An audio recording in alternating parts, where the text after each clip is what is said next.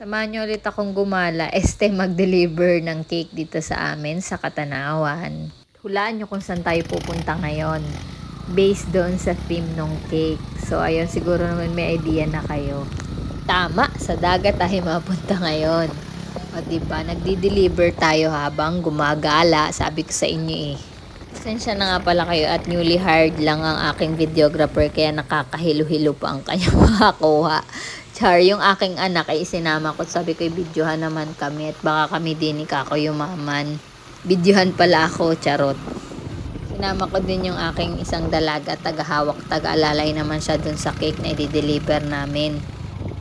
At malapit na nga ni Kitan lumiko din sa kaliwa. At ang ating nga palang birthday celebrant ngayon at ang aking customer ay batchmate ko. Yung anak niya ang may birthday na talaga naman daw special request ay yung cake ko lang ang gusto. Kaya ako'y kilig na naman. At meron akong dalawang suki na sobrang loyal sa akin. Malapit na nga ni pala kita. Dito sa amin ay napakaalwa ng pagpunta sa mga dagat.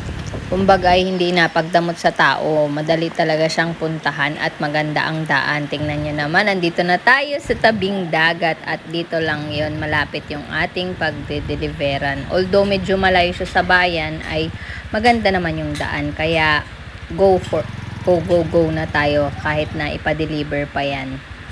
At hindi ko nga ni alam na tuwing nalaang baga namang nag-aabutan na kami ng cake ng aking client ay garne ang nangyayari. Pag hindi na i-record ay garne naman hanggang kalabuan. Awa na baga.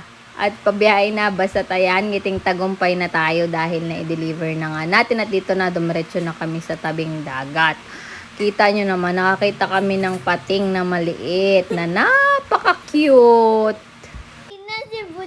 Ayan nga pala ay aking pamangkin at nagkataon sila'y pumunta rin dito sa dagat. At yan na, ang aking dalawang anak ay napaibig na rin maglangoy kahit walang baong damit. At ako naman ay sinamantala ko na rin nag-walking dito sa tabing dagat dahil maganda daw ito sa katawan as sa kalusugan. Kaya hinubad ko na rin ang aking slippers. Ayan naman, maganda talaga dito sa amin dahil maraming pwedeng puntahang dagat.